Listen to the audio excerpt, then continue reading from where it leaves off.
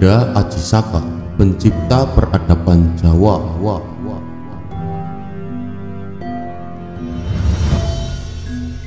Sebelum teknologi secanggih sekarang, anak-anak zaman dulu banyak membaca melalui buku-buku sebagai pengisi waktu luang.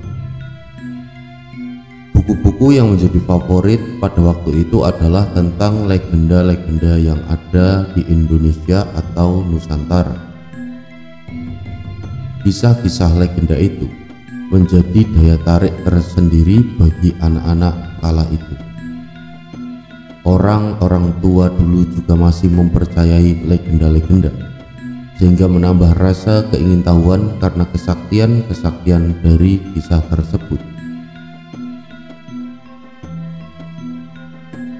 Banyak kisah-kisah legenda berasal dari Pulau Jawa yang tentunya memiliki pesan moral di dalamnya.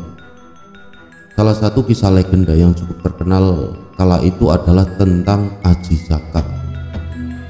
Nah, berikut adalah kisah legenda mengenai Aji Saka yang mengalahkan Prabu Dewata Cengkar.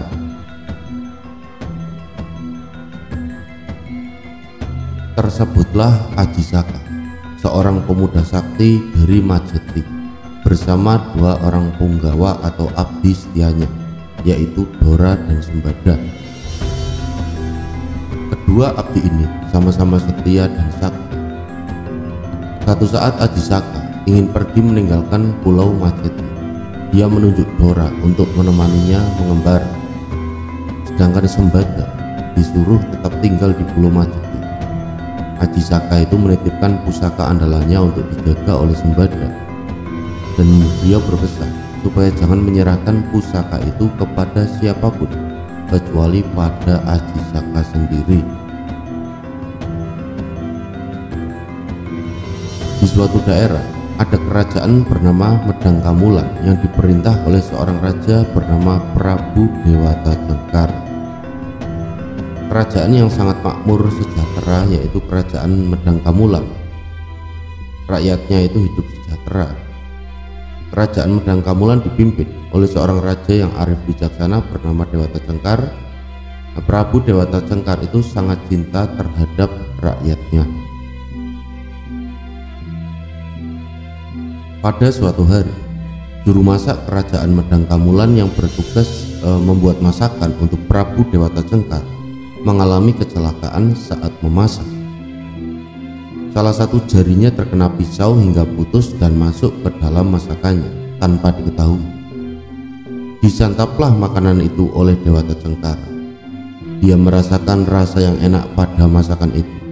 Dia bertanya, daging apakah yang dia makan? Juru masak baru sadar bahwa tangannya yang teriris telah disantap oleh Dewata Cengkar. Nah, juru masak itu menjawab bahwa daging yang dimakan adalah jari tangannya yang teriris dan tidak sengaja masuk ke dalam masakannya. Dewata Cengkar ketagihan dan berpesan supaya memasakkan hidangan daging manusia setiap hari. Dia meminta sang patih kerajaan supaya mengorbankan rakyatnya setiap hari untuk dimakan. Oleh karena terus-menerus makan daging manusia, sifat Dewata Cengkar berubah 180 derajat. Dia berubah menjadi raja yang kejam dan bengis, pemakan daging manusia. Setiap hari raja memakan seorang pria yang dibawa oleh patih jubul muda. Sebagian rakyat takut pada rajanya dan diam-diam lari ke daerah lain.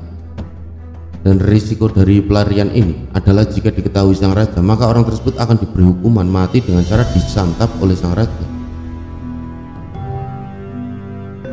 Saat itu juga Aji Saka dan pengawalnya tiba di kerajaan Medang Kamulan.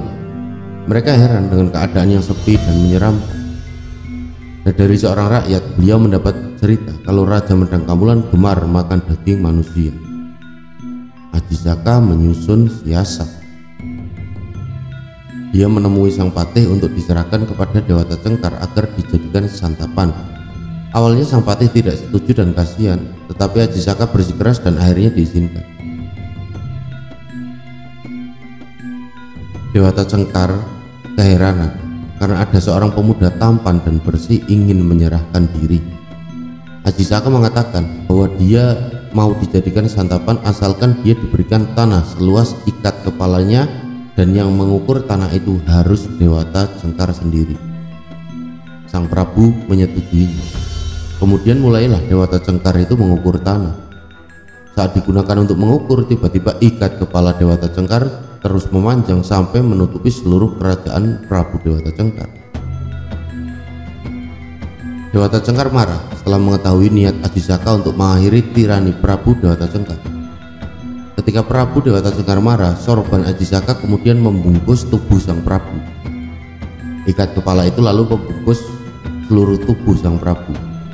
Panjang ikat kepala Ajisaka yang digunakan untuk mengukur tanah tadi telah sampai di jurang dekat pantai Laut Selatan. Maka Dewata Cengkar terdorong ke jurang pantai Laut Selatan. Dia terlempar ke laut dan seketika berubah menjadi seekor buaya putih. Dan sebagai ucapan terima kasih dari rakyat Medang Kamulan, Ajisaka diangkat sebagai Raja Medang Kamulan. Setelah penobatan, Ajisaka mengutus Dora pergi ke Pulau Majeti untuk mengambil pusaka andalannya.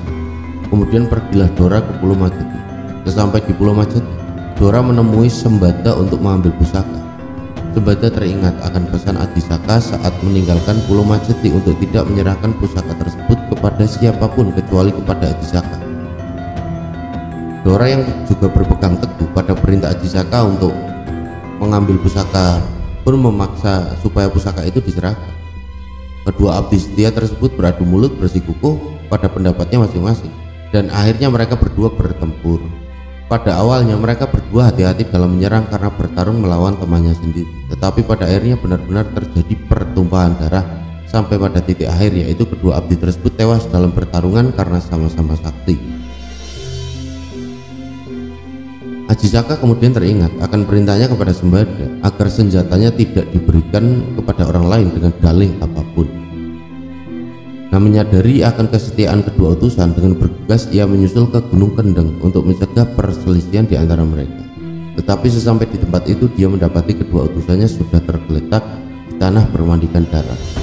Ajisaka memang dapat mengetahui alasan perselisihan itu, tetapi mereka terlanjur sudah tidak bernyawa. Lalu Ajisaka merasa bersalah karena memberi perintah yang menimbulkan pertentangan pada kedua utusannya. Dalam hatinya ia sedih atas kejadian itu. Untuk mengenang tatanan dan sabda pertamanya sebagai seorang raja yang pada akhirnya malah berdampak celaka, ia kemudian memotong kulit pohon di mana kedua mayat utusannya itu diletakkan untuk sementara waktu dan menulis sejarah tentang apa yang terjadi. Kalimat Hono Coroko, ono wong loro, ada dua orang. Dato Sowolo, podo kerengan, mereka berdua berkelahi. Podo joyonyo, podo joyone sama-sama kuatnya. Mogo potongo, mergo dadi batang lorone. Maka dari itu jadilah bangkai semuanya, mati dua-duanya karena sama kuatnya. Lalu Ajisaka membaca ulang tulisannya, namun tulisan itu membuatnya terkejut karena di dalam 4 kalimat tersebut semua bunyi vokal terwakili. Nah, untuk meyakinkan dirinya tentang hal itu, ia mengucapkan setiap suku kata dari setiap kalimat secara terpisah sebagai ho, no, co, ro, ko, da, to, so, wo, lo, po, do, jo, yo, nyo, mo, go, bo, to, ngo. Nah, setelah beberapa saat mengeningkan cipta, Ajisaka memutuskan untuk menggunakan suku kata ini sebagai sistem tulisan baru di Jawa dan sebagai pengingat kedua utusannya yang setia. Nah, itulah kisah legenda tentang Ajisaka yang dulu sering diceritakan oleh orang tua. Saat ini cerita-cerita legenda dianggap sebagai mitos, sebuah mitos yang tidak saja bertutur tentang sejarah mulai dikenalnya aksara atau tulisan bagi orang Jawa, melainkan juga menjadi momen penanda penting tentang signifikasi sebuah tradisi literasi dalam kebudayaan Jawa.